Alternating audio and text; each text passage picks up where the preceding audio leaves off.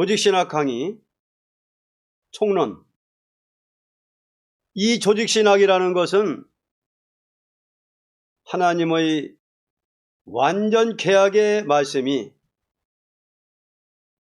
시대적인 법이 된 것을 시대에 따라 하나님의 자녀들이 믿고 순종해야 할 것을 분명히 알도록 하는 것을 목적한 것입니다. 하나님은 알파요 오메가의 신이신 동시에 시대에 따라서 법을 주고 법을 따라서 역사하는 진리의 신이십니다. 우리는 신께서 가르친 진리를 바로 나가서 증거하는 것이 시대적인 종의 사명이니, 이 조직신학은 오메가의 역사를 중점으로 하는 것은 환난과 재앙의 날에 남은 종이 될 변화 성도로서 마땅히 알아야 할 조직신학입니다.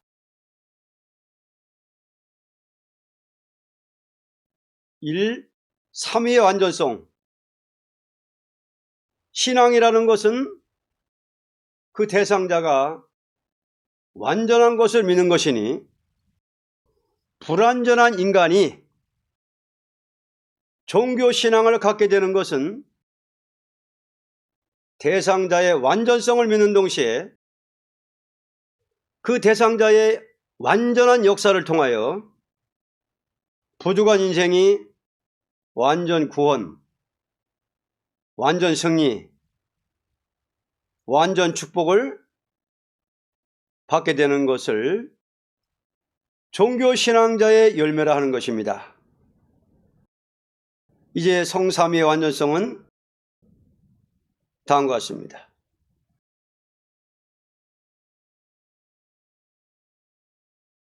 1. 하나님의 완전성은 무엇이냐 하는 것을 알아야 할 것이니, 첫째, 스스로 존재하신 신이십니다. 출애굽기 3장 14절, 이사야 43장 10절을 보면 하나님은 친히 당신의 사람에게 나타나서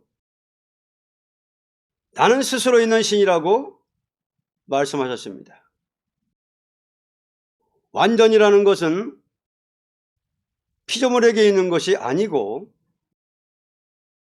스스로 계신 조물주 외에는 있을 수 없는 것입니다.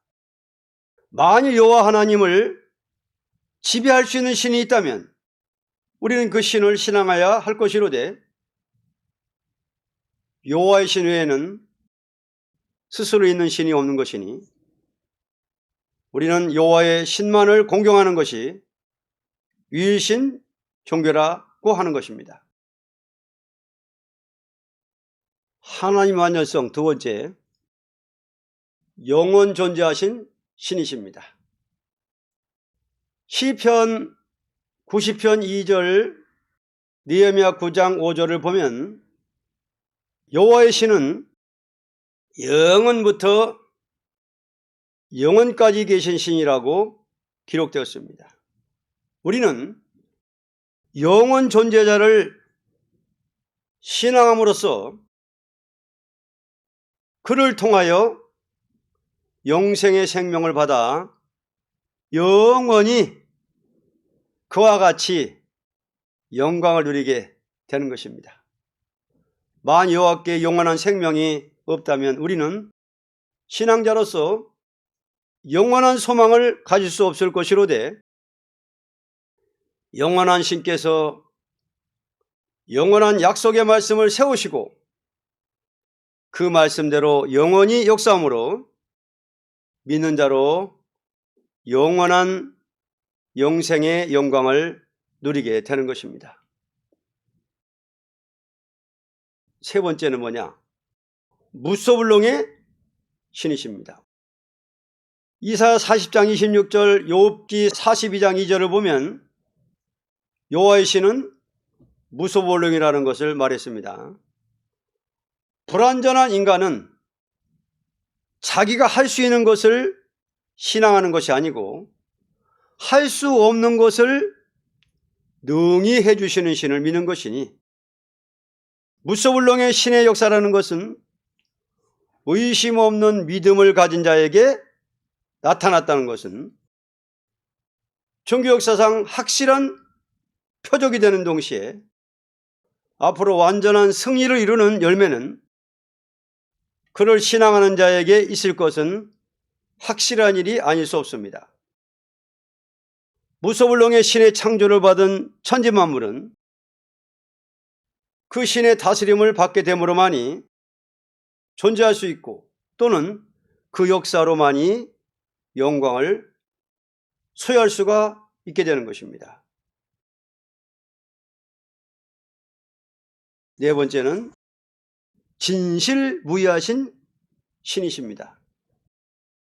신명기 32장 4절, 요한일서 2장 27절을 보면 조금도 거짓이 없는 신이신 것을 가르쳤습니다. 신앙은 참의 대상자를 믿는 것이 참된 열매를 가져오는 것입니다.